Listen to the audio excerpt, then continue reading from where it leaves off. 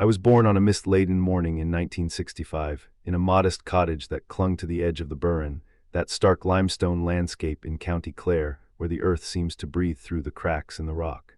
My parents were farmers, hands calloused by the rhythm of the seasons, voices low and steady, the kind of people who measured time by the sowing and the reaping rather than by the ticking of a clock. In that world, the quiet was not an absence but a presence, a kind of low hum that resonated through the stone walls and the endless fields of wild time.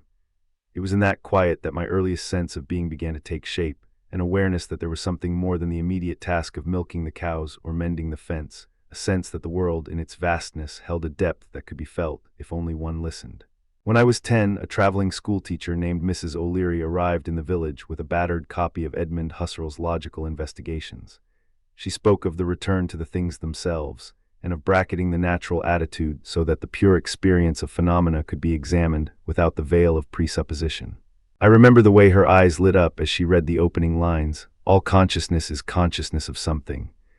The words seemed to echo the wind over the cliffs, a call to turn inward, to notice the way the mind reaches out and grasps at the world. It was the first time I sensed that philosophy could be a tool for untangling the knot of everyday perception, that the ordinary could be rendered extraordinary through careful attention. That same year, a battered copy of Henry David Thoreau's Walden found its way into my hands, a gift from an aunt who had spent a semester studying American literature in Boston. Thoreau's simple declaration, "I went to the woods because I wished to live deliberately," resonated with the rhythm of my own life, where the cycles of planting and harvest already demanded a kind of deliberate living. In the quiet of the Irish countryside, I felt the same pull toward the woods, toward a place where one could confront the self without the distraction of market towns and the clamor of modernity. Thoreau's insistence that the mass of men lead lives of quiet desperation seemed to describe a generation that had, in my mind, already begun to feel the weight of industrial progress pressing against the ancient landscape. The third strand that would later become a cornerstone of my thought arrived much later, in the form of a meditation retreat in the Himalayas, where I was introduced to the teachings of the Buddha and the practice of vipassana. The monks spoke of the clear seeing of phenomena as they arise and pass away, a practice that echoed Husserl's phenomenological reduction, yet was grounded in a lived, embodied awareness that went beyond the abstract. I recall the moment when, seated on a stone platform at sunrise, the breath became a bridge between the interior and the exterior, a rhythmic tide that linked the stone beneath my knees to the sky above. In that stillness, I heard a whisper that would later become the seed of what I called the ontology of quiet. That quiet is not merely the lack of noise, but an ontological condition, a mode of being that allows the world to show itself in its most unadorned form. These three influences, Husserl's phenomenology, Thoreauvian transcendentalism, and Buddhist meditation, did not arrive as neatly packaged doctrines, but as overlapping currents that shaped the way I learned to listen, to see, and to think. They taught me that the world can be approached from the inside out, that the lived experience of a stone, a breath, a thought, is itself a source of philosophical insight. It was this convergence that guided me to Cambridge, where I entered the Faculty of Philosophy in 1986, a time when the campus was alive with the debates of post-structuralism, the resurgence of analytic rigor, and an emerging ecological consciousness that seemed to echo the concerns of my Irish upbringing. Cambridge in the late 80s was a crucible of ideas. I remember walking across the backs in early autumn, the leaves turning a fiery orange, and hearing a group of graduate students argue fiercely about Derrida's deconstruction of presence.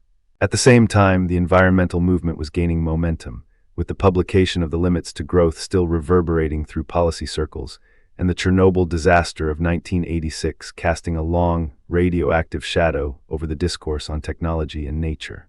The socio-political climate was one of post-industrial anxiety. Factories that had once been the lifeblood of the British economy were closing, the landscape was scarred by abandoned sites, and a generation of young scholars felt a deep unease about the trajectory of progress.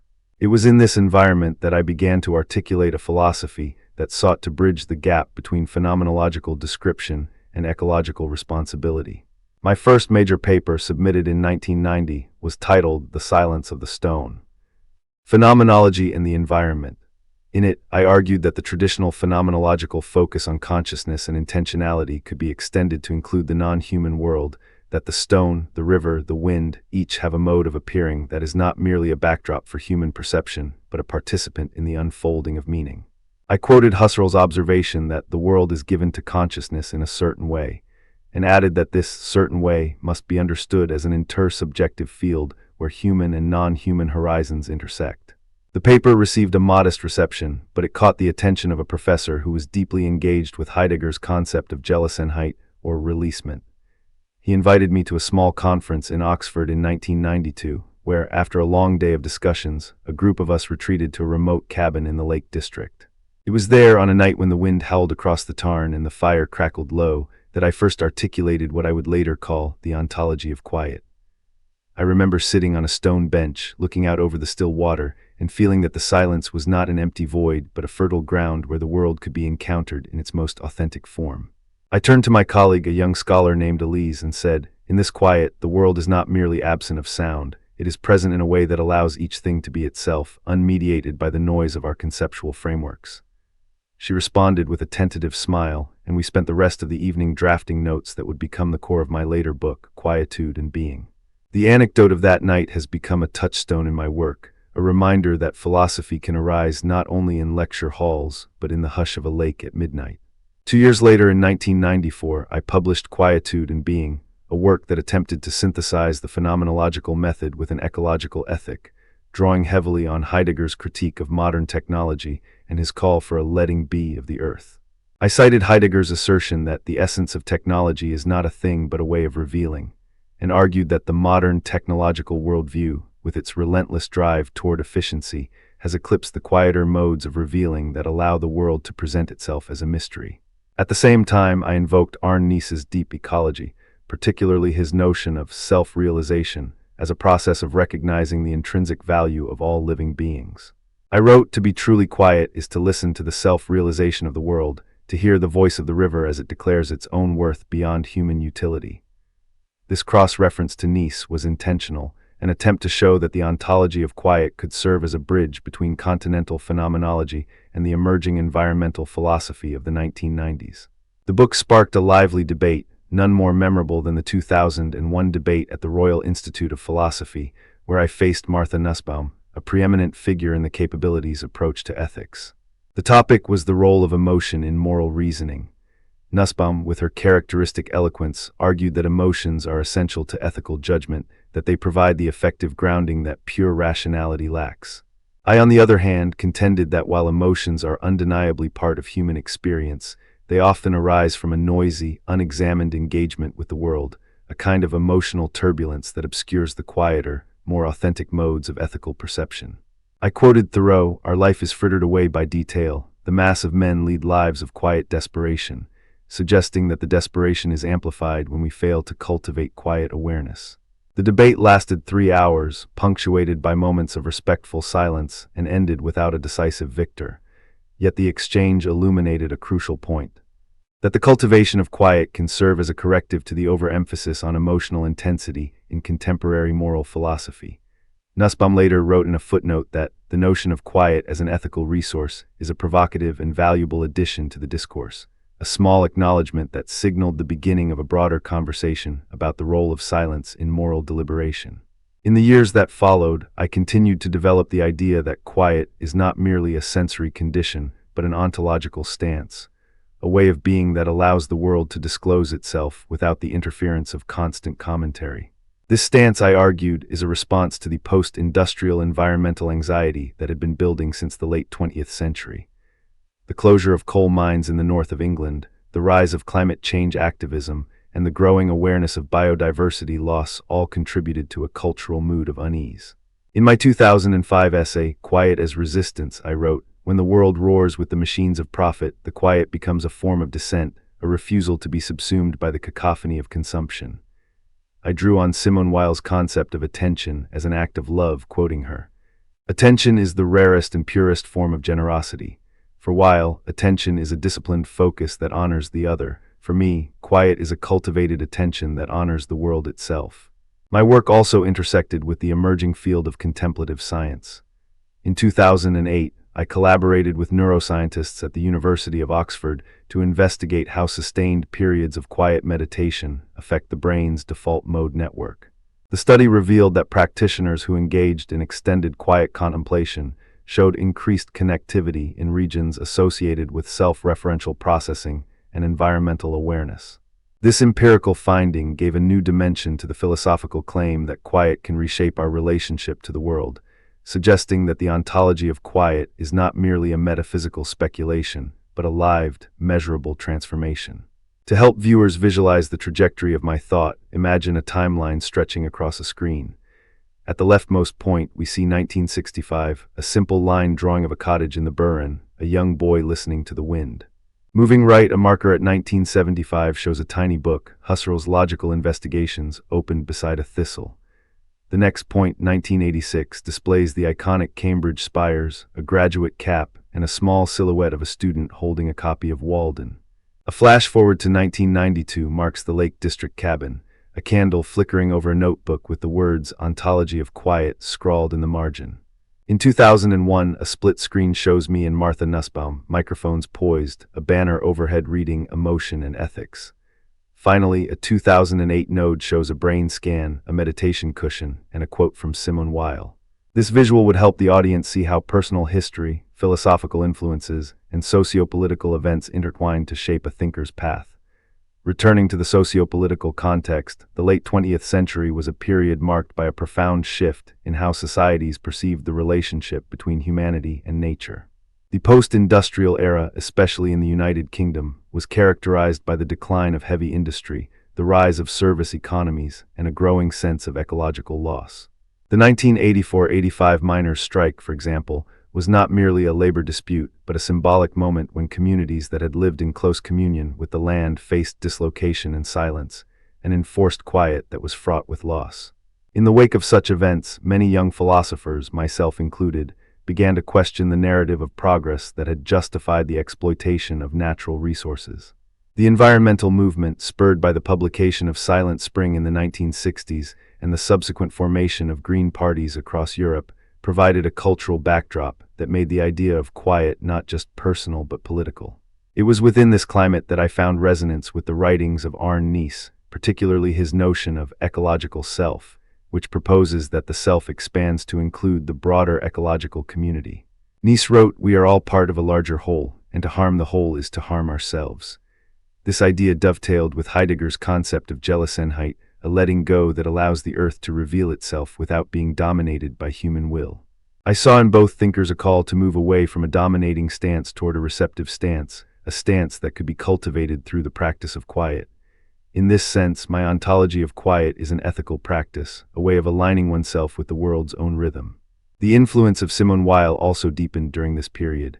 Her insistence on attention as a moral act and unwavering focus on the other parallels the phenomenological reduction, but it goes further by demanding a self-sacrificial openness.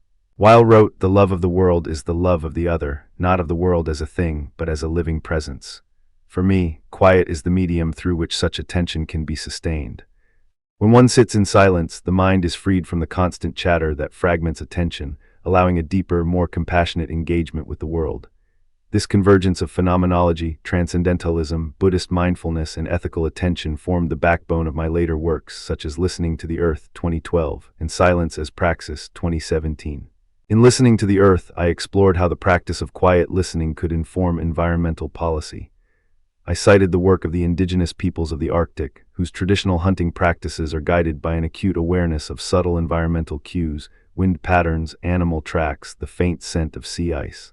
Their knowledge, transmitted through generations, is a form of quiet epistemology, a way of knowing that does not rely on instrumental measurement alone. I argued that modern environmental governance would benefit from incorporating such quiet, embodied forms of knowledge, moving beyond the purely quantitative models that dominate climate science. This argument was not merely rhetorical. It was grounded in a field study I conducted in 2009 with the Sami reindeer herders of Norway, where we spent weeks in silence, observing the land's subtle signals. The experience reinforced my conviction that quiet can serve as a bridge between scientific analysis and lived ecological wisdom. The 2010s also saw a resurgence of interest in the philosophy of silence, spurred in part by the digital age's relentless barrage of information. As smartphones and social media platforms proliferated, the collective capacity for sustained quiet diminished. In response, I organized a series of quiet labs at Cambridge, spaces where scholars could retreat from the constant ping of notifications and engage in prolonged periods of contemplative silence. These labs produced a collection of essays, each exploring how quiet can reshape academic practice itself. One essay, co-authored with a colleague from the Department of Computer Science, argued that software development could benefit from quiet coding sessions, where developers work without interruptions, allowing deeper focus and more elegant solutions. This interdisciplinary application illustrated how the ontology of quiet could permeate even the most technologically driven fields. Throughout my career, I have often returned to the image of the stone in the burren, a motif that first appeared in my childhood. The stone, weathered by wind and rain, stands in silent testimony to the passage of time. In a lecture I gave at Trinity College, Dublin in 2015, I quoted Thoreau's observation that the sun shines not on us but in us, and connected it to the stone's quiet endurance. I asked my students, what does it mean to be a stone, to be present without demanding to be seen, to exist in a way that is both visible and invisible? Their responses varied, but many spoke of a humility that resonated with the idea that quiet is not an absence of being but a fullness of presence.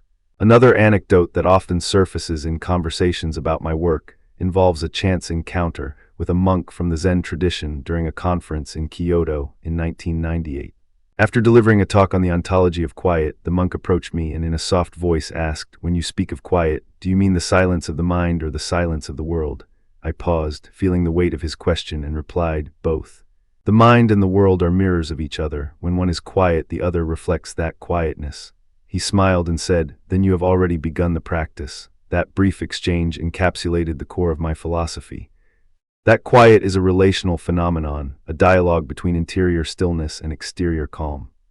Cross-referencing further, I have found that my ontology of quiet shares affinities with the work of contemporary thinkers such as Timothy Morton, whose concept of dark ecology emphasizes the entanglement of humans and non-humans in a mesh of effective relations.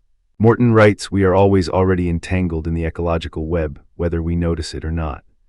My emphasis on quiet as the first light of dawn slipped through the firs of the Scottish Highlands, and the world seemed to hold its breath.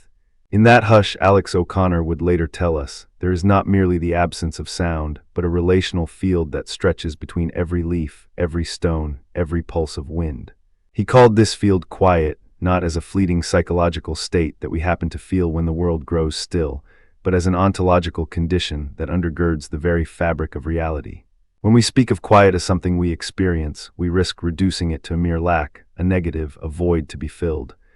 O'Connor insists that quiet is instead a positive presence, a mode of being that shapes the way things are, the way they relate, and the way they become.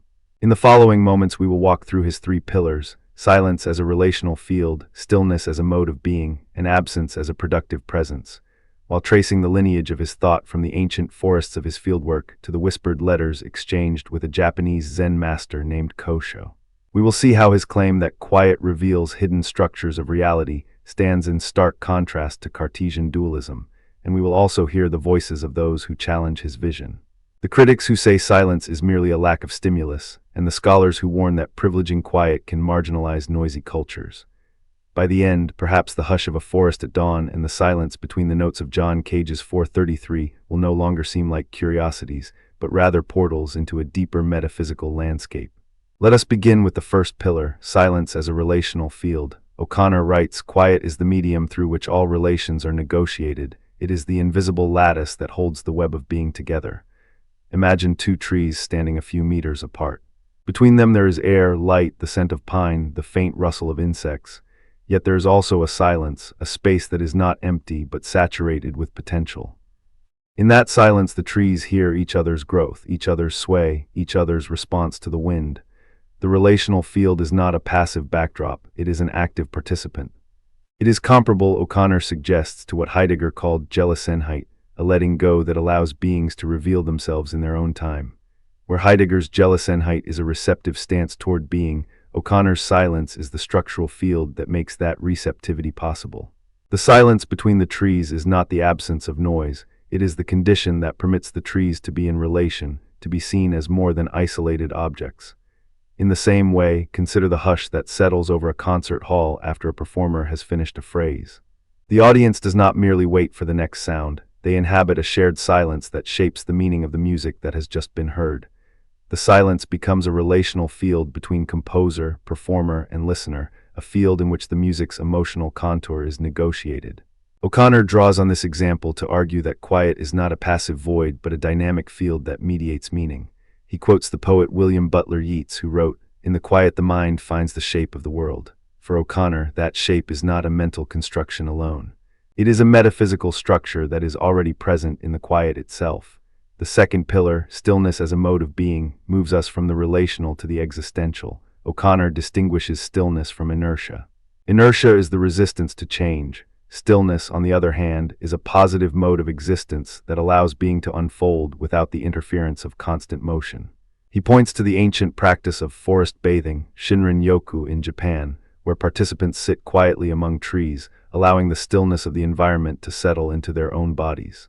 In that stillness, the self does not simply stop moving. It enters a mode of being that is receptive, open, and attuned to the subtle currents of life. O'Connor writes, "To be still is to be present in the world without the compulsion to dominate it." This echoes the Buddhist notion of sunyata, emptiness that is not nothingness but a fertile ground for phenomena to arise. Stillness, then, is not a lack of activity, but a fertile mode of being that allows the relational field of silence to be actualized. One of O'Connor's most vivid illustrations of stillness comes from his fieldwork in the Scottish Highlands. He spent a winter in a remote croft, far from the hum of modern life, and recorded the way the landscape seemed to hold its breath during the long, cold nights. He noted that the snow, lying undisturbed on the ground, was not simply an inert cover, but a stillness that made visible the underlying contours of the hills, the hidden streams beneath the ice. In his field journal he wrote, "The stillness of the snow is a revelation. It does not erase the world, it makes the world more legible." By attending to this stillness, O'Connor believed we can access a mode of being that is more aligned with the world's own rhythms, rather than imposing our own frantic tempo upon it. The third pillar, absence as a productive presence, brings us to perhaps the most counterintuitive claim of O'Connor's metaphysics. He argues that absence is not a mere negation, but a presence that produces meaning. To illustrate this, he turns to John Cage's 433, a composition in which the performer does not play a single note for 4 minutes and 33 seconds.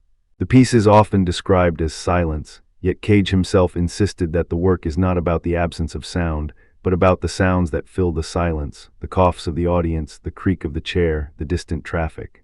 In O'Connor's reading, the silence of Cage's piece is an absence that actively generates a field of auditory experience that would otherwise be unnoticed.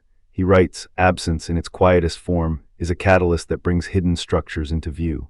This is a radical departure from the common philosophical treatment of absence as a mere lack. Instead, O'Connor sees absence as a productive force that shapes perception, that orders experience, and that constitutes a kind of presence in its own right. To deepen this point, O'Connor brings in a second example from the world of visual art. The negative space in a painting by the Japanese master Hokusai. In the famous Great Wave, the white space above the crest of the wave is not empty. It is a deliberate absence that intensifies the sense of motion and danger. The absence of pigment there creates a visual tension that is essential to the work's impact. O'Connor argues that such absences are not gaps to be filled, but are constitutive of the artwork's meaning. In this way, absence becomes a productive presence, a silent architect of form. When we place O'Connor's 3 pillars side by side, a picture emerges that challenges the Cartesian split between mind and matter. Descartes famously claimed that the world is composed of 2 distinct substances, res cogitans, the thinking thing, and res extensa, the extended thing. In this dualism, silence is relegated to the realm of the mind, a mental state, a private interior. O'Connor, by contrast, insists that quiet is an ontological condition that belongs to the world itself, not merely to the mind's interpretation of it. He writes, "Silence is not a mental echo. It is the ground upon which the world's echo is heard." In other words, quiet is not a subjective filter, but an objective field that shapes the very way matter and mind co-emerge. This reorientation has profound implications. If quiet is fundamental, then the incessant noise of modern life is not simply an inconvenience, but a metaphysical intrusion that distorts the relational field, the mode of stillness, and the productive absence that constitute reality. But O'Connor's thesis does not go unchallenged. The first counterargument comes from a tradition of sensory empiricism, which holds that silence is nothing more than the absence of auditory stimulus. The philosopher John Locke, for instance, would argue that our ideas of silence are derived from the lack of sensory input, a negative datum that the mind fills in. Contemporary cognitive scientists echo this sentiment, noting that the brain's default mode network activates when external stimuli cease, creating the illusion of quiet. From this perspective, O'Connor's claim that silence is an ontological field seems to anthropomorphize a mere lack of data. The critique asks, if there is no sound, what is there to be a field of? Is the relational field simply a projection of the mind onto a void? O'Connor anticipates this objection by pointing to the phenomenology of negative hearing.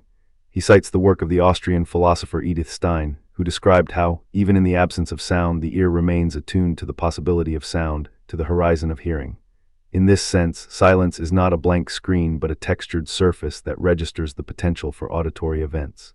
He also brings in the physics of vacuum fluctuations, where even in a perfect vacuum, quantum fields exhibit a restless, silent activity.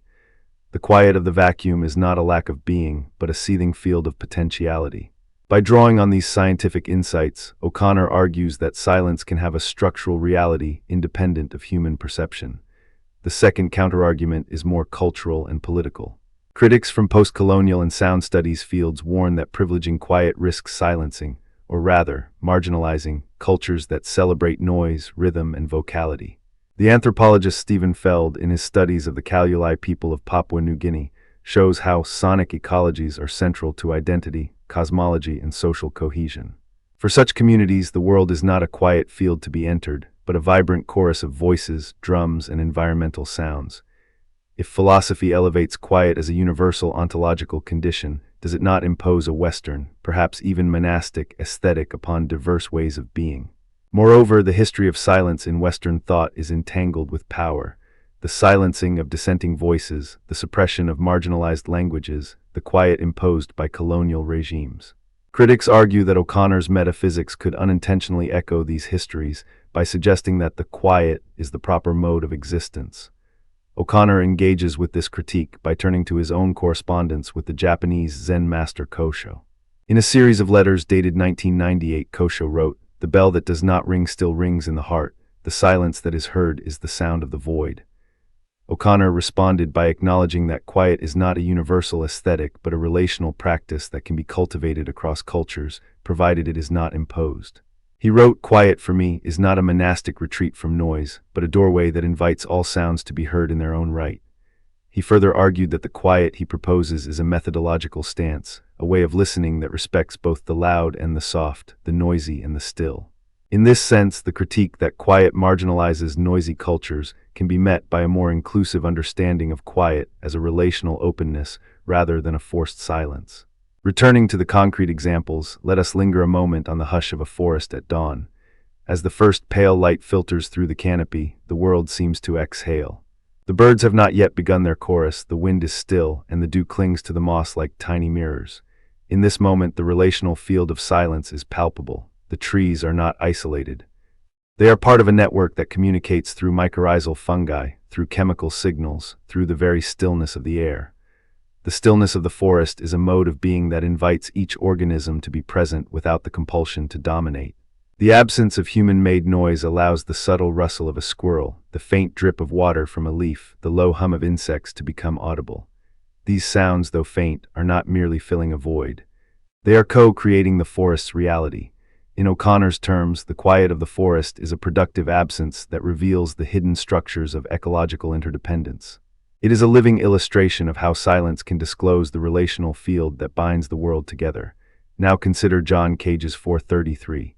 When the performer lifts the lid of the piano and sits in silence for 4 minutes and 33 seconds, the audience is often startled. Some laugh, some shift in their seats, some become aware of their own breathing. The silence that fills the concert hall is not empty, it is a canvas onto which the ambient sounds of the world are projected. The ticking of a clock, the distant hum of an air conditioner, the rustle of programs being turned, all become part of the piece. In this way, Cage's work demonstrates that absence is a productive presence. The lack of intentional music invites the world's own sounds to become the music. O'Connor sees this as a microcosm of his broader metaphysical claim. The silence between the notes is not a gap to be filled by imagination. It is a field that allows the hidden structures of sound, space, and attention to emerge. The relational field of the concert hall is reconfigured. The stillness of the performer becomes a mode of being that invites the audience into a shared attentional stance, and the absence of notes becomes a productive presence that reshapes the experience of time itself. These two examples, Forest Dawn and Cage's silence, serve as entry points into a larger philosophical conversation that stretches back to the pre-Socratic thinkers. Heraclitus, with his doctrine of perpetual flux, famously claimed that the river is ever flowing. Yet O'Connor would ask, what is the river without the quiet that allows us to perceive its flow? The Stoics, too, spoke of apatheia, a tranquil freedom from passions, which can be read as an early recognition of a quiet state that undergirds rational judgment. Even in the medieval mystics, we find the notion of the cloud of unknowing, a silence that precedes the encounter with the divine. O'Connor's metaphysics, however, pushes these antecedents further by insisting that quiet is not merely a mental or spiritual practice, but an ontological condition that shapes the world's very architecture.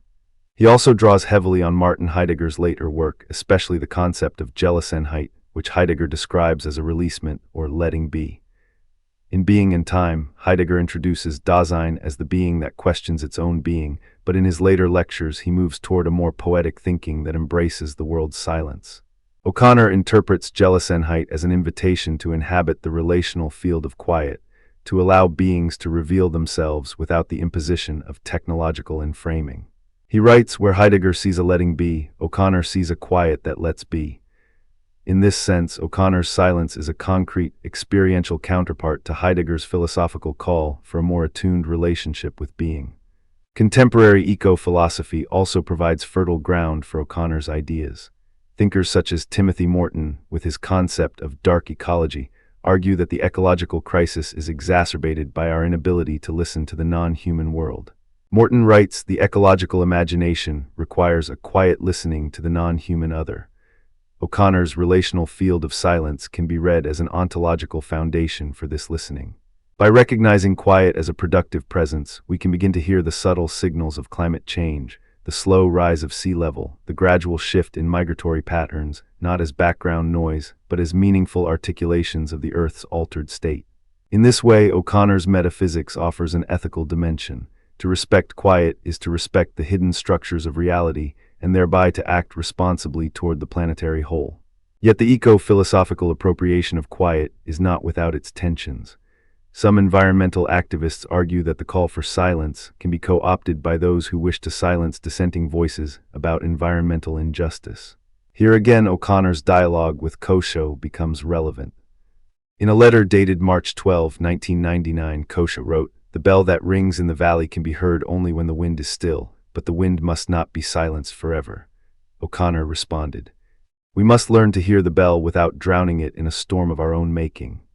This exchange illustrates that quiet, for O'Connor, is not a permanent cessation of noise, but a calibrated balance, a field in which both sound and silence have their place, each informing the other. The historical anecdote of O'Connor's fieldwork in the Scottish Highlands further illuminates how his ideas emerged from lived experience. In the winter of 1993, O'Connor joined a small community of crofters living in a remote glen near Glencoe. The nights were long, and the only sounds were the wind sighing through the pine trees and the occasional howl of a lone wolf. O'Connor kept a detailed diary, noting that the quiet of the night was not an absence of sound, but a dense tapestry of subtle vibrations. He recorded how the crofters would gather around a peat fire and speak in hushed tones, listening to the crackle of the embers as if it were a language. When we speak of knowing, we often picture a bustling laboratory, a cascade of data points, a mind racing to categorize, to label, to predict. Yet Alex O'Connor invites us to turn the volume down, to step back from the clamor, and to listen to the quiet that lies beneath every experience. In his essay, Quiet Substrate, he writes, "The world does not reveal itself in the roar of measurement, it whispers in the pause between breaths." This simple sentence opens a whole epistemic landscape, one that rests on the conviction that true knowledge emerges not in the frantic accumulation of facts, but in moments of stillness where perception can attune itself to what O'Connor calls the quiet substrate of experience. The origins of this idea are surprisingly interdisciplinary. O'Connor draws from phenomenology, from the embodied insights of Maurice Merleau-Ponty, from the contemplative traditions of Buddhism, and from contemporary mindfulness science. He tells us that the lineage of knowing through stillness can be traced back to the ancient Stoics, who taught that the soul, when undisturbed, perceives the truth of the cosmos. It also echoes the Taoist sage Lao Tzu's observation that the valley spirit never dies. It is the mother of the 10,000 things. In the modern era, the phenomenologists of the early 20th century, particularly Merleau-Ponty, emphasized that perception is always already situated in a lived body. Merleau-Ponty famously wrote, "The body is our general medium for having a world." O'Connor expands this claim. The body, when still, becomes not merely a medium but a conduit through which the world's subtle structures can be felt directly. At the heart of O'Connor's epistemic thesis is what he calls the quiet substrate. He describes it as a background field of meaning, a kind of luminous fog that surrounds every phenomenon, waiting to be illuminated by a mind that has quieted its own turbulence. He argues that ordinary, noisy epistemology, our default mode of gathering knowledge through relentless measurement, statistical modeling, and rapid hypothesis testing, filters out this substrate, much like a radio that is tuned too high and drowns out the faint signal of a distant station. In contrast, the practice he proposes, which he terms reflective pausing, is a disciplined method of timed silence followed by phenomenological description. The method is simple in its steps, yet profound in its implications. First, the practitioner sets a timer for a chosen interval, often 10 minutes, though O'Connor suggests that the length can be calibrated to the task at hand. Second, the practitioner closes their eyes or adopts a soft gaze and simply rests in a state of open awareness, allowing thoughts to arise and dissolve without attachment. Third, when the timer sounds, the practitioner immediately moves to a descriptive phase, recording the qualities of perception that were present: colors, textures, movements, the subtle sense of weight or lightness, the emotional tone that accompanied the silence. This description is not a scientific report in the conventional sense. It is a phenomenological account, a careful articulation of what was directly experienced in the moment of stillness. To see how this works in practice, O'Connor offers two vivid case studies. The first involves Dr. Lena Morales, a cell biologist at a research institute in Copenhagen. Dr. Morales had been struggling to discern a particular pattern in the mitotic behavior of cultured fibroblasts. The data she collected were noisy, the fluorescence signals flickering, the statistical models inconclusive. On the suggestion of a colleague familiar with O'Connor's work, she decided to incorporate a 10-minute meditation before each observation session. She sat on a cushion, closed her eyes, and focused on the breath, allowing the chatter of the day to settle. When the timer signaled the end of the meditation, she opened her eyes, placed the slide under the microscope, and began her observation. In the quiet that followed the meditation, Dr. Morales reported that the cellular movements seemed to acquire a rhythmic quality, as if the cells were dancing to an unheard pulse. She described the chromatin as glimmering like a slow sunrise, each strand unfolding in a deliberate, almost lyrical sequence. This phenomenological description guided her to adjust the imaging parameters, slowing the frame rate and enhancing contrast in a way that revealed a previously hidden oscillatory pattern. The pattern turned out to be a subtle phase locking between microtubule dynamics and nuclear envelope remodeling, a discovery that later earned her a prestigious award. Dr. Morales herself reflected, "The stillness didn't give me the data, it gave me the eyes to see the data." The second case study moves from the laboratory to the city park, where a poet named Amir Hassan walks each evening along the riverbank, notebook in hand. Hassan had been experiencing a creative block, his verses felt forced, his metaphors stale. He decided to experiment with O'Connor's reflective pause. He set a timer for 10 minutes, stood still on a bench, and let the ambient sounds of the park, children's laughter, distant traffic, rustling leaves, wash over him without judgment. When the timer rang, he opened his notebook and began to write not a poem, but a pure description of what he had perceived. The water moves in quiet arcs, catching the last amber of sunset. The lampposts cast thin, trembling halos. My breath matches the gentle sway of the reeds. From this descriptive foundation, Hassan's next poem emerged effortlessly, its imagery drawn from the stillness rather than from a forced intellectual effort. He later told O'Connor, "The silence was not a void, it was a reservoir that filled my language with fresh water." These two stories illustrate the core of O'Connor's claim. That stillness can sharpen perception, allowing the practitioner to detect nuances that would otherwise be lost in the noise. But O'Connor does not present his thesis as a mystical flourish. He backs it with a rigorous critique of what he calls the noisy epistemology of modern data-driven science. He argues that contemporary research, in its zeal for big data, high-throughput assays, and algorithmic pattern recognition, often privileges quantity over quality, speed over depth. The metaphor he uses is that of a photographer who, in pursuit of capturing every moment, sets the shutter speed so fast that the resulting images are crisp but devoid of atmosphere. In contrast, a photographer who waits, who holds the camera steady, can capture the golden hour, the soft diffusion of light that gives a scene its emotional resonance. O'Connor suggests that the scientific community could benefit from a similar patience, a willingness to pause, to sit with the data, to let the phenomenon speak before the mind rushes to categorize it. To strengthen his critique, O'Connor cites the work of contemporary mindfulness researchers such as John Kabat-Zinn and Ellen Langer.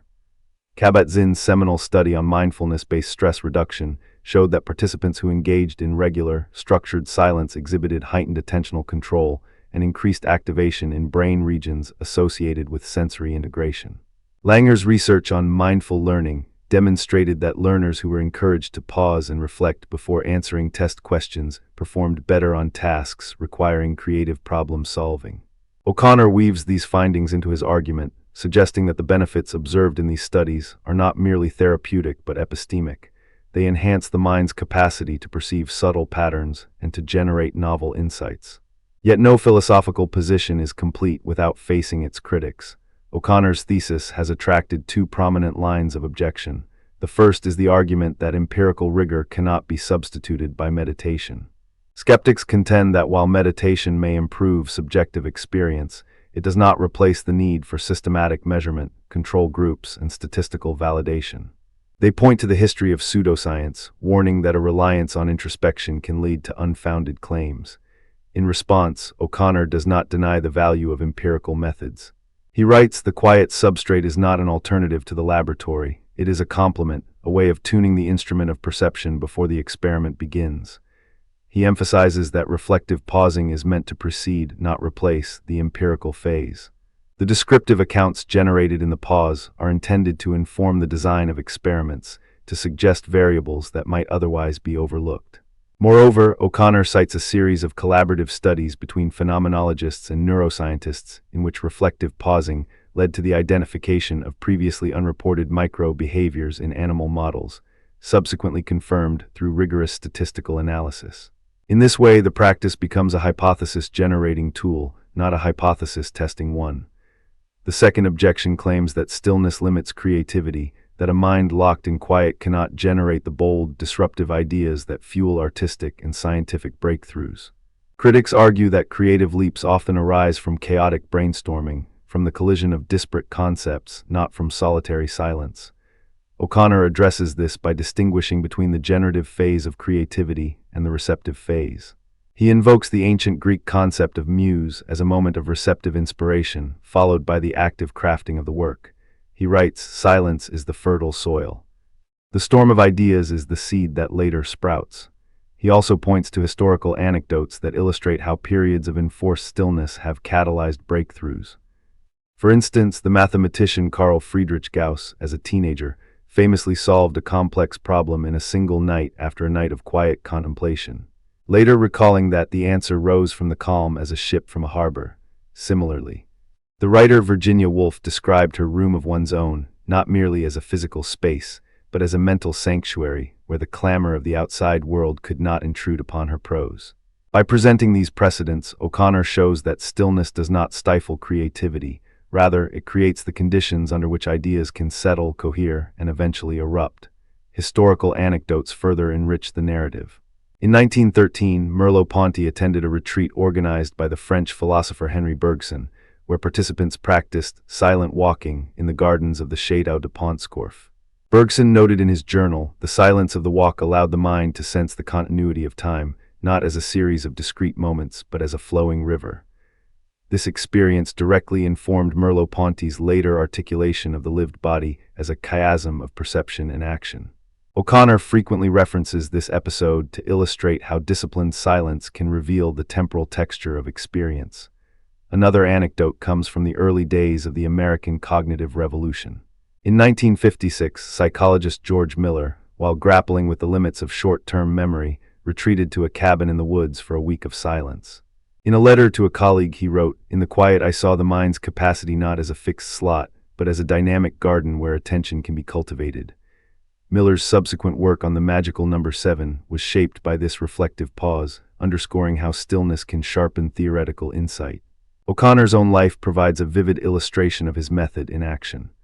In 2005, he led a workshop at the University of Oslo, inviting graduate students from physics, philosophy, and literature to engage in a day of reflective pausing. The participants were instructed to sit in a circle, set a timer for 15 minutes, and simply observe their breath while allowing any thoughts to drift by. After the silence, they were asked to write a phenomenological description of what they had perceived, and then to discuss how those descriptions might inform their respective research projects. The outcome was striking. One physics student working on quantum decoherence reported that during the pause she felt the entanglement of possibilities as a faint hum, like distant violins tuning before a concert. This metaphor led her to conceive a new experimental setup that isolated environmental variables in a novel way.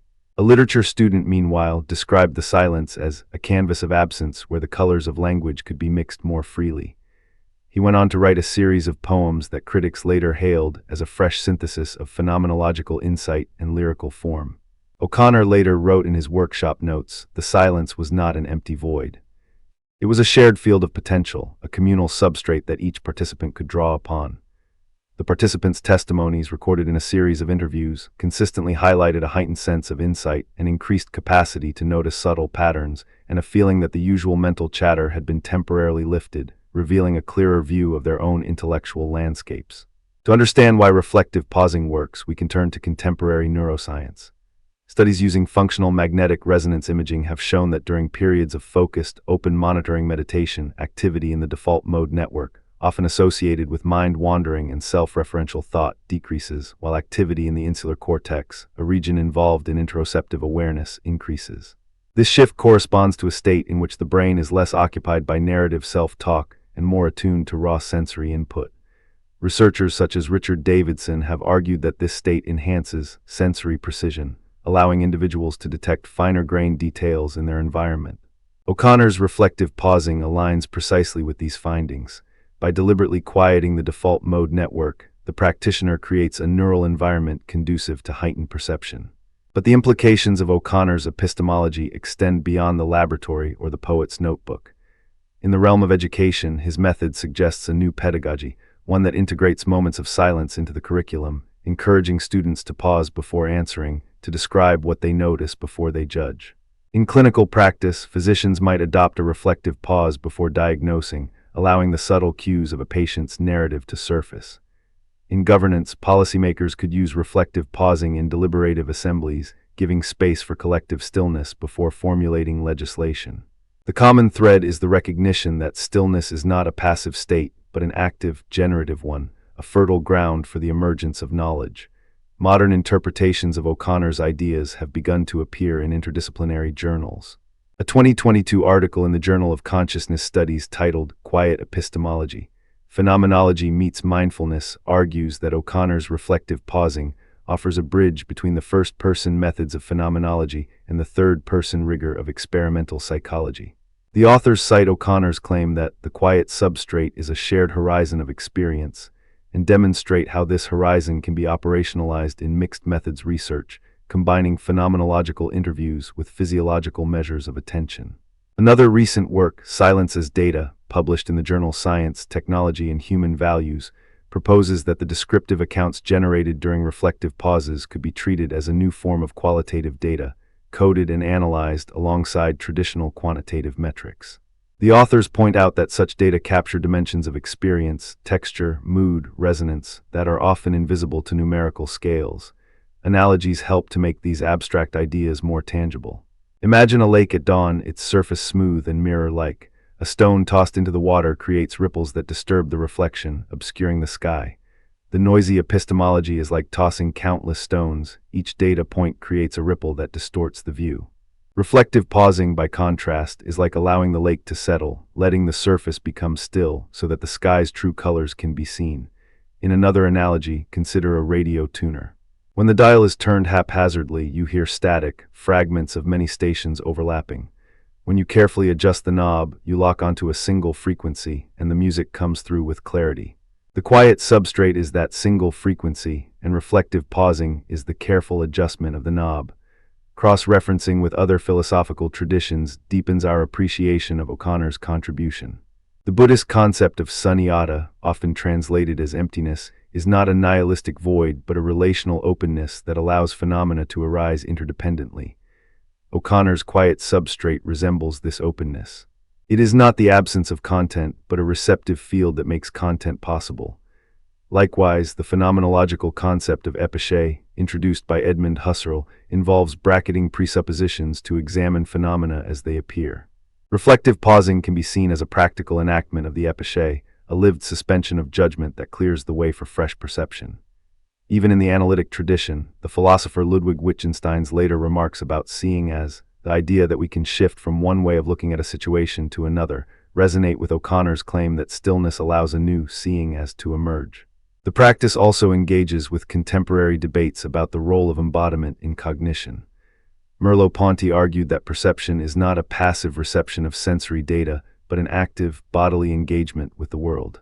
O'Connor extends this by suggesting that the body's stillness, its grounding, its relaxation, creates a particular mode of engagement, one that is less about reacting and more about attuning.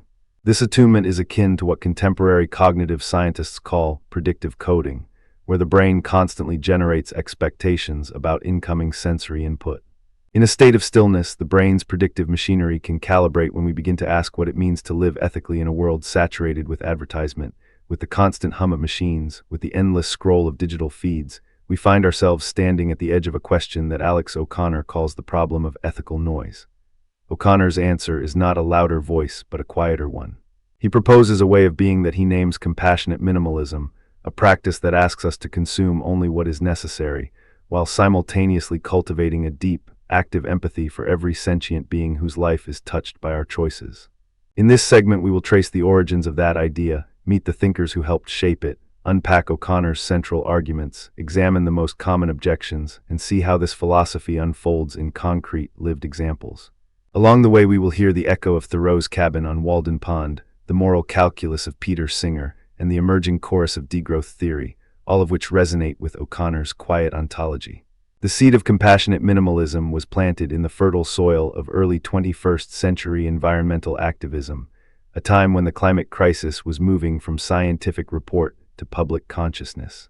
O'Connor grew up in a coastal town in County Kerry, where the Atlantic wind would sweep across the cliffs each evening, carrying with it the scent of seaweed and the distant clang of a fishing boat's engine.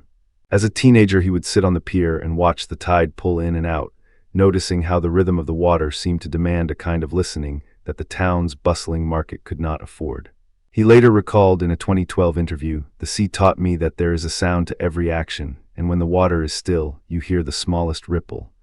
That observation would become the metaphorical backbone of his later work.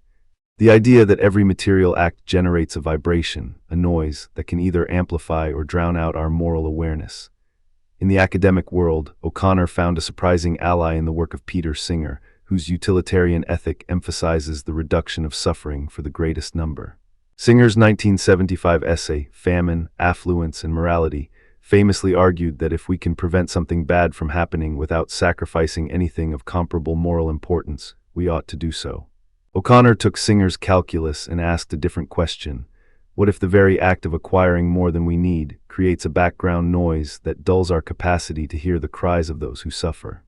He wrote in his 2013 manifesto, "The louder our possessions, the quieter our conscience."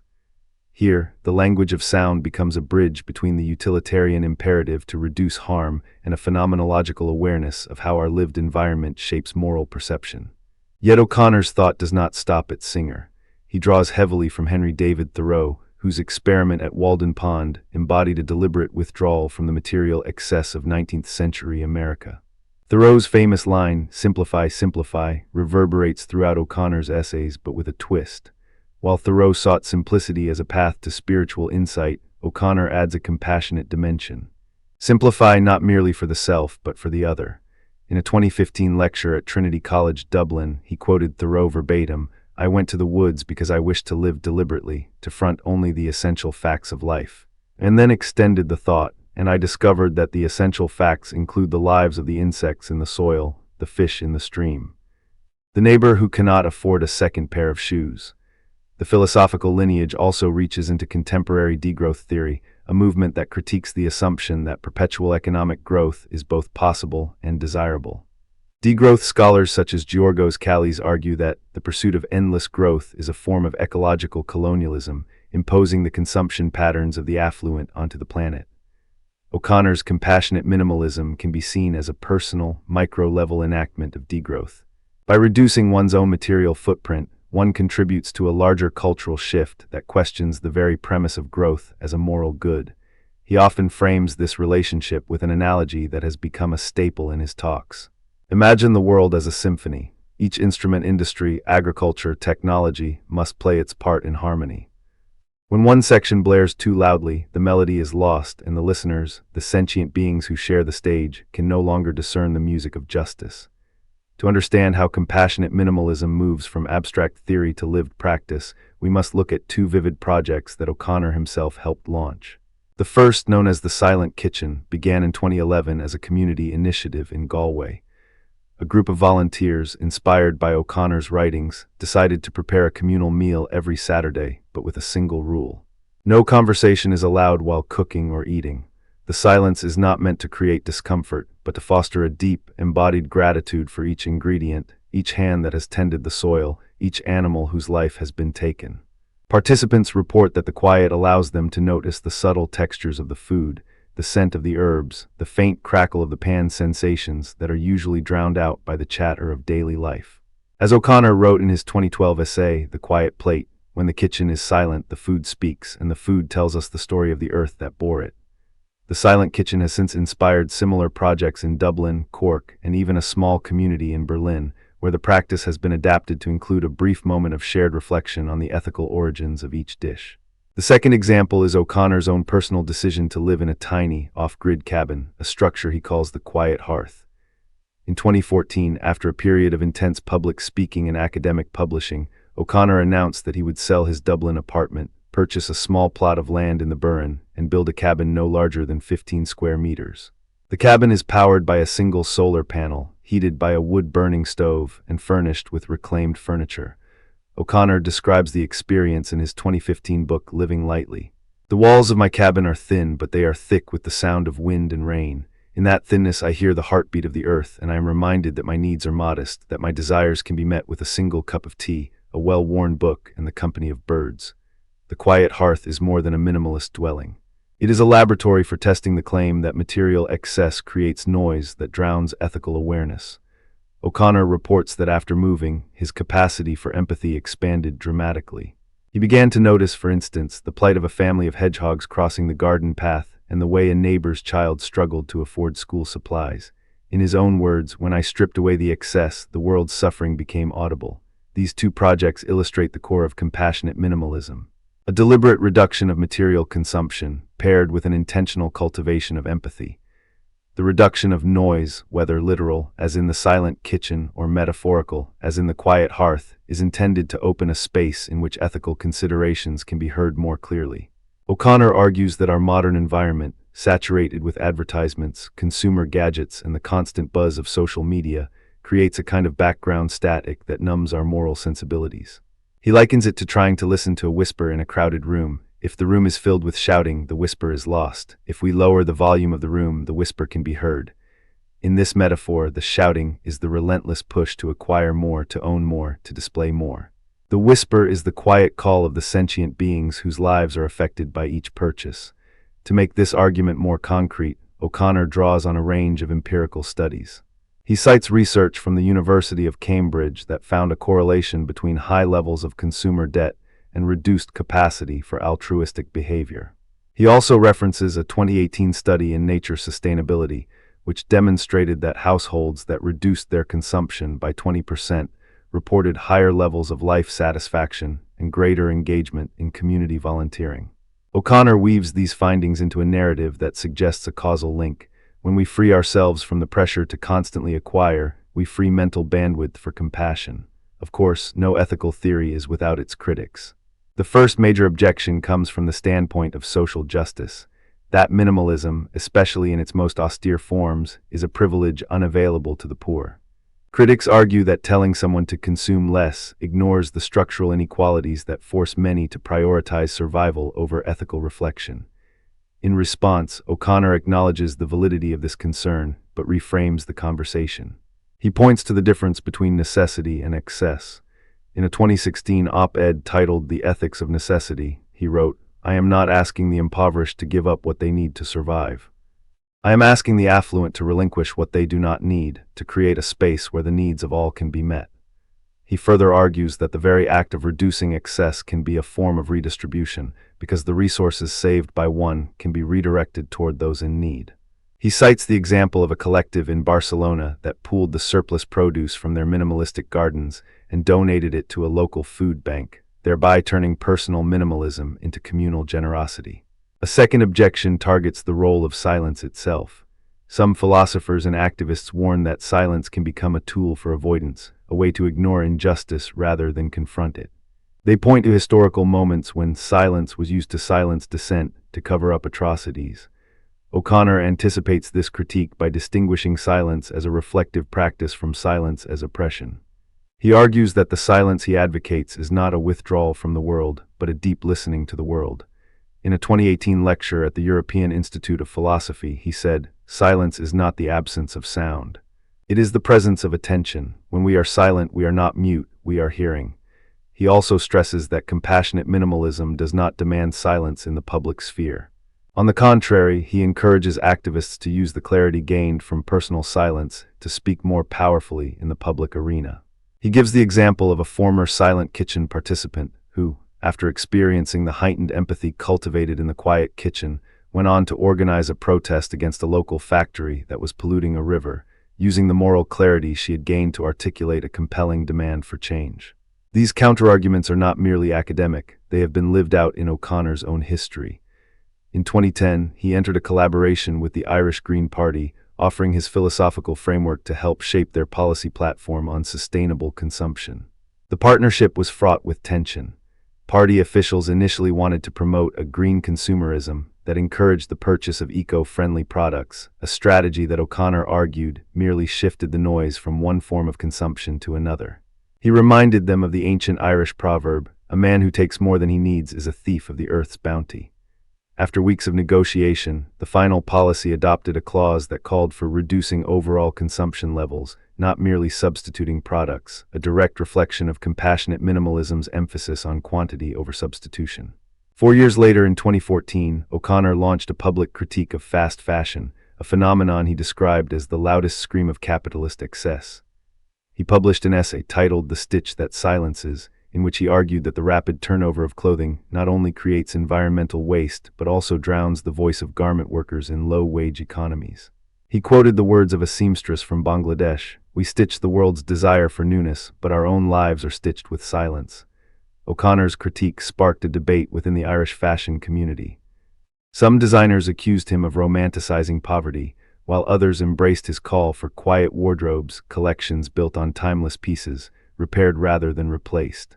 The episode illustrates how O'Connor's ideas can provoke both resistance and transformation, and how the tension between privilege and responsibility remains a central theme in the conversation. To see how compassionate minimalism continues to evolve, we can look at contemporary applications beyond O'Connor's own projects. In 2022, a collective of university students in Limerick launched a zero-noise dorm experiment where they agreed to limit personal electronic devices to 1 hour per day, replaced printed textbooks with digital versions, and organized silent study sessions. Their goal was to test whether reducing auditory and visual clutter would improve academic focus and ethical deliberation. Preliminary findings, shared at a conference on quiet ethics, suggested that participants reported higher levels of empathy in peer discussions and a greater willingness to engage in community service. This mirrors O'Connor's claim that the removal of material and informational excess can sharpen moral perception. Another modern interpretation appears in the work of the Gentle Economy movement, a network of small businesses that adopt minimalist supply chains, local sourcing, and transparent accounting. They market themselves not as luxury brands, but as quiet partners in the lives of their customers. Their marketing language often echoes O'Connor's phrasing. "We sell less, but we sell with care." In a 2023 interview, the founder of a Dublin-based pottery studio explained, "When I limit the number of pieces I make each month, I can spend more time with each client, listening to their stories and ensuring that each bowl carries a piece of their life, not just my profit." This demonstrates how compassionate minimalism can be woven into the fabric of commerce, turning the silence of scarcity into a space for relational depth. The philosophical implications of this shift are profound. If we accept O'Connor's premise that noise, the constant influx of material stimuli, erodes ethical awareness, then the project of ethics is no longer solely a matter of rational argument, but also a matter of environmental design. It invites us to consider the architecture of our homes, the layout of our cities, the cadence of our daily routines. It resonates with the phenomenological tradition of Maurice Merleau-Ponty, who argued that perception is always situated within a lived body, and that the body's relationship to its surroundings shapes consciousness.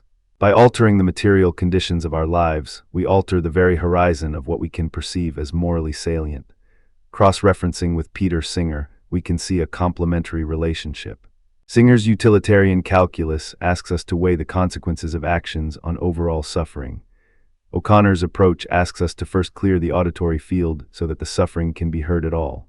In a 2019 symposium on ethics in the age of information overload, O'Connor and a disciple of Singer debated this point.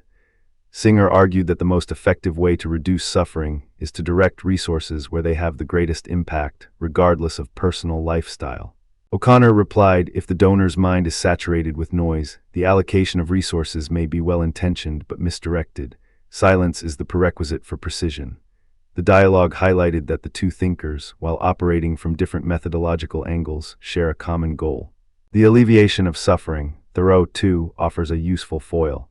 Thoreau's civil disobedience was an act of speaking loudly against injustice, a refusal to be silent in the face of oppression. O'Connor does not reject this form of vocal protest. Rather, he suggests that the most effective protest is one that emerges from a place of deep listening. He famously juxtaposed the two in a 2020 essay titled The Quiet Revolt, writing, Thoreau's hammer rang against the walls of injustice. My hammer is a quiet hand that steadies the heart before it strikes.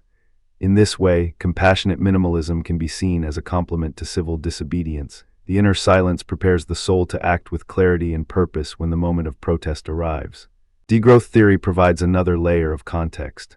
Degrowth scholars argue that the pursuit of GDP growth is an unsustainable myth, and that societies must reorient toward well-being, equity, and ecological balance. O'Connor's minimalism can be understood as a micro-level embodiment of degrowth principles. While degrowth often speaks in macroeconomic terms, compassionate minimalism translates those ideas into everyday habits. Buying fewer clothes, cooking in silence, living in a tiny cabin, the two perspectives meet at the point where the personal becomes political. As Callies wrote in Degrowth, a vocabulary for a new era, the transformation of everyday life is the engine of systemic change. O'Connor's life is a case study of that engine in motion.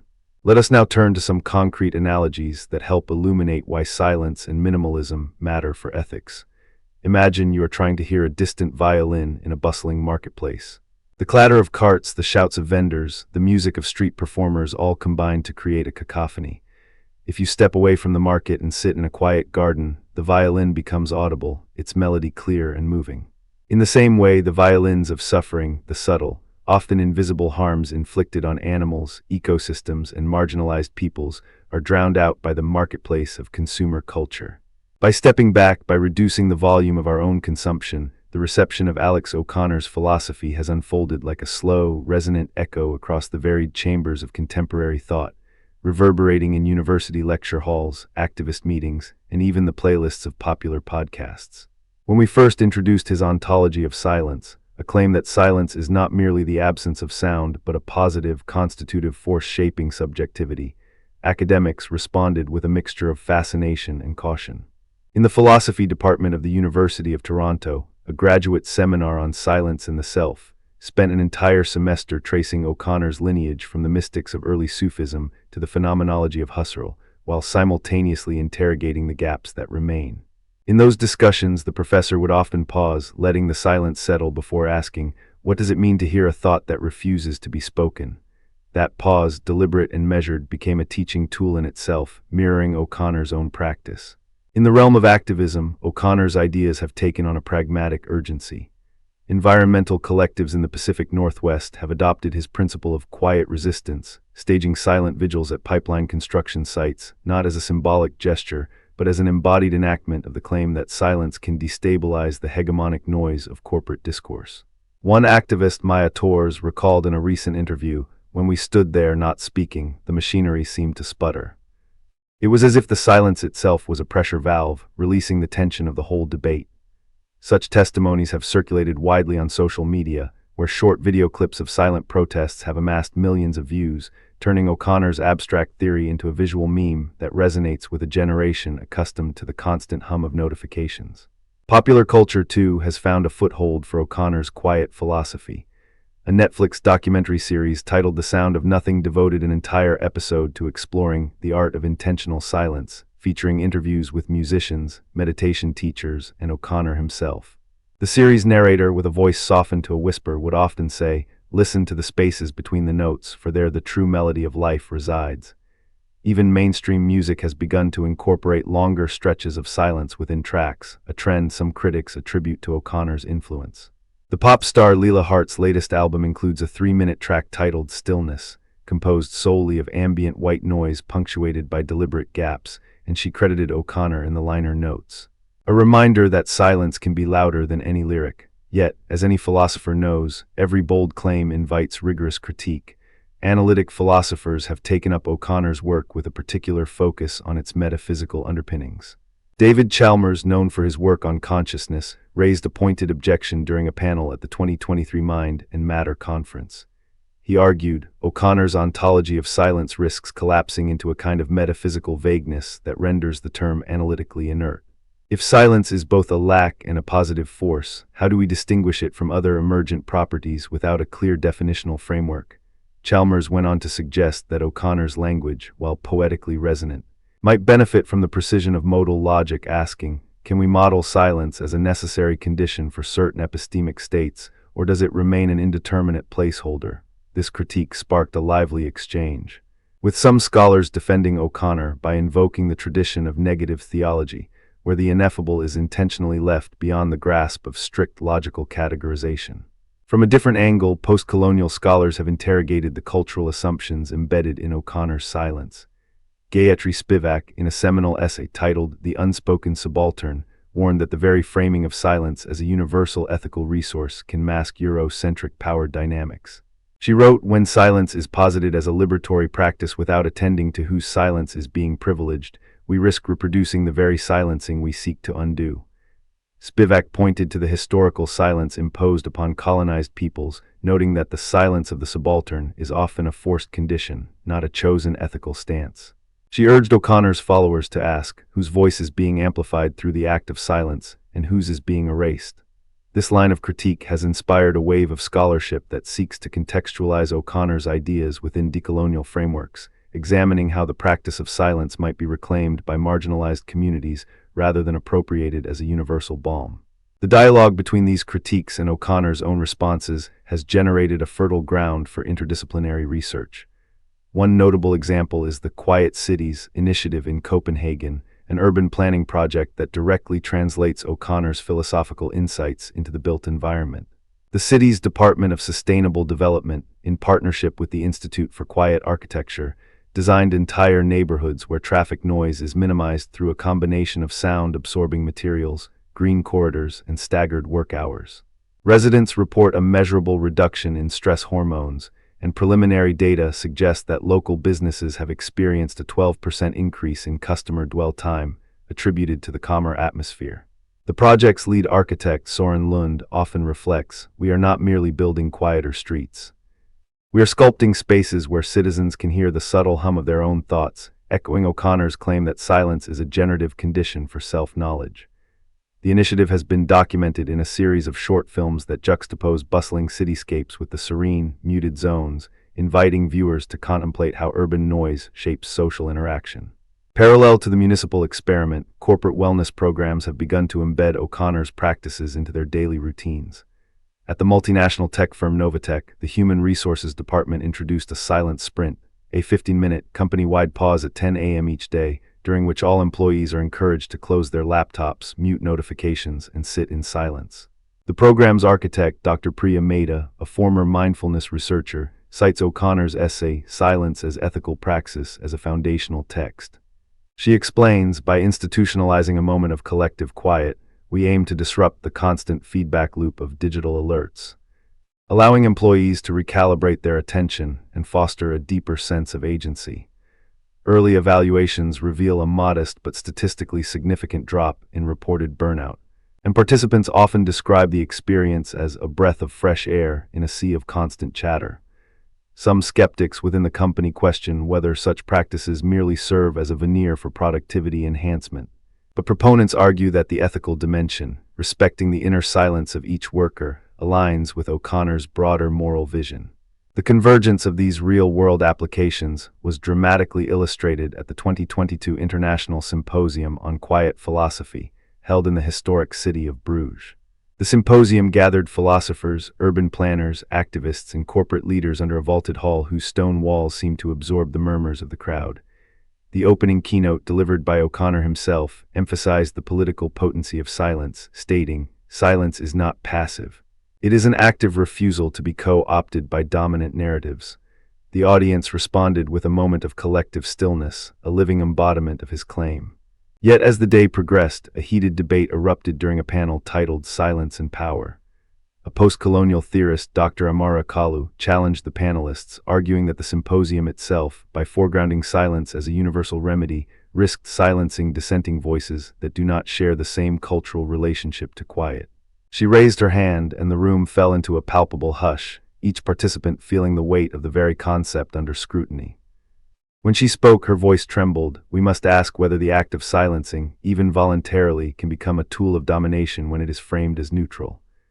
The ensuing discussion spiraled into a passionate exchange, with some participants defending the transformative potential of silence, while others warned of its possible instrumentalization. The moderator, a seasoned philosopher of language, finally called for a pause, a literal pause, inviting everyone to sit in silence for 2 minutes. In that shared stillness, the tension seemed to dissolve, and when the applause resumed, it was tinged with a newfound humility, as if the participants recognized that the very act of listening required a willingness to be unsettled. That anecdote underscores a central tension that permeates the contemporary impact of O'Connor's thought: the balance between silence as a liberatory practice and silence as a possible site of exclusion. It also illustrates how the three pillars of his philosophy, ontology, epistemology, and ethics, interlock in practice.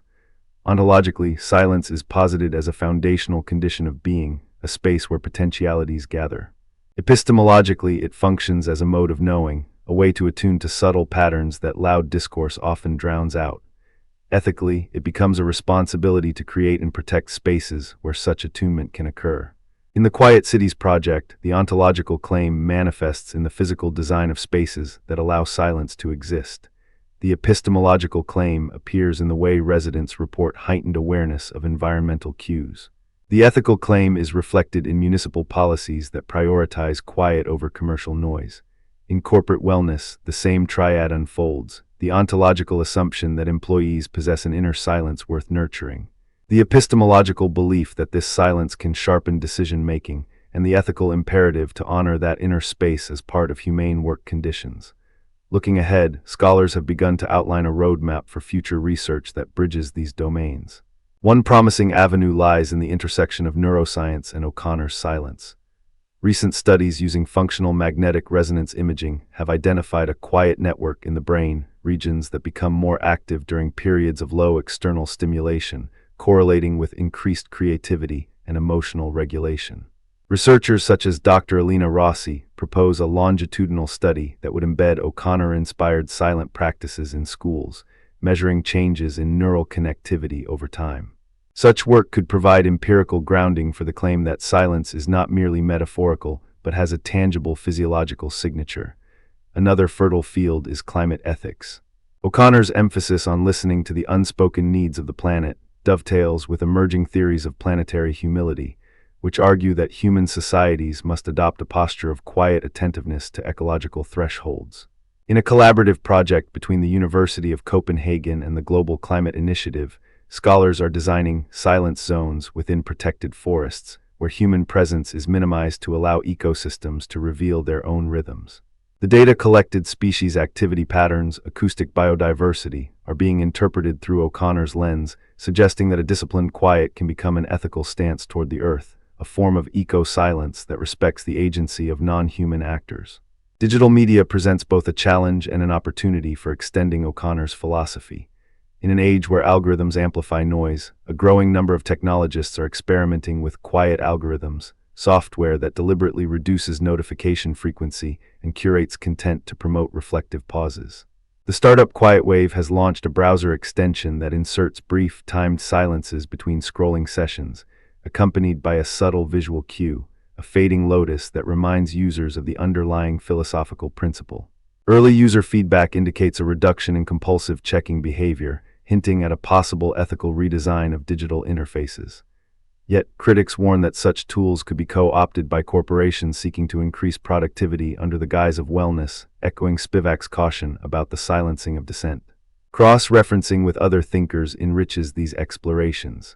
The phenomenological tradition of Maurice Merleau-Ponty, who emphasized the body's role in perception, offers a complementary perspective. Silence is not only auditory but also kinesthetic, a felt stillness that shapes how we inhabit space. Similarly, the Buddhist concept of sunyata, often translated as emptiness, resonates with O'Connor's claim that silence is a fertile void from which meaning arises. By weaving these threads together, scholars can avoid a monolithic reading of silence and instead appreciate its multifaceted character across cultures and disciplines. In the broader cultural sphere, the popularization of O'Connor's ideas continues to evolve. Podcasts such as Quiet Minds now feature episodes where listeners are invited to submit recordings of their own silent moments, creating an auditory archive that paradoxically celebrates the absence of sound. Visual artists have staged installations where visitors enter pitch-black rooms, equipped only with a single candle, prompting an embodied encounter with the darkness of silence. These artistic interventions echo the historical anecdote of the 19th century French poet Charles Baudelaire, who famously claimed that the most beautiful things are those that we cannot speak about, a sentiment that O'Connor often cites to illustrate the timeless allure of the unsaid. Returning to the earlier sections of our series, recall how we traced O'Connor's ontological claim that silence is a precondition for existence, his epistemological assertion that silence enables a form of non-conceptual knowing, and his ethical imperative to cultivate quiet as a communal responsibility. The contemporary impact we have surveyed demonstrates how these abstract propositions have been woven into the fabric of everyday life, through city planning, corporate policy, activist strategy, and artistic expression. Each of these domains illustrates a concrete instantiation of the philosophical triad. The city's silent streets embody the ontological foundation. The corporate silent sprint nurtures epistemic clarity. The activist's silent vigil enacts an ethical commitment to resist dominant noise. As we look to the future, the path forward invites a continued dialogue between theory and practice. Interdisciplinary studies that bring together philosophers, neuroscientists, climate scientists, and digital designers can deepen our understanding of how silence functions as a bridge between mind and world. Collaborative grants could fund experimental, quiet labs, where participants engage in structured silence while researchers track physiological, psychological, and ecological outcomes. Such endeavors would honor O'Connor's own methodological openness, his willingness to let silence speak for itself, while ensuring that the conversation remains inclusive, attentive to the critiques raised by Chalmers, Spivak, and countless others. In closing, consider this: what would it mean for our societies if we treated silence not as a gap to be filled, but as a fertile ground for new possibilities? Imagine cities where the hum of traffic is softened not merely for comfort, but to allow citizens to hear the subtle negotiations of their own thoughts. Envision workplaces where a few minutes of collective quiet become a ritual of mutual respect, fostering creativity and well-being. Picture a world where digital platforms are designed to honor pauses, recognizing that the most profound connections often arise in the spaces between words. As we move forward, let us keep in mind O'Connor's own words, spoken softly at the end of his seminal lecture. In the hush, we find the courage to listen to the world's quiet truths, and in listening, we become the architects of a more attentive, more compassionate future. Let that invitation linger as we step back into the sound-filled world, carrying with us the reverberations of a philosophy that reminds us that sometimes the most powerful statements are made in silence.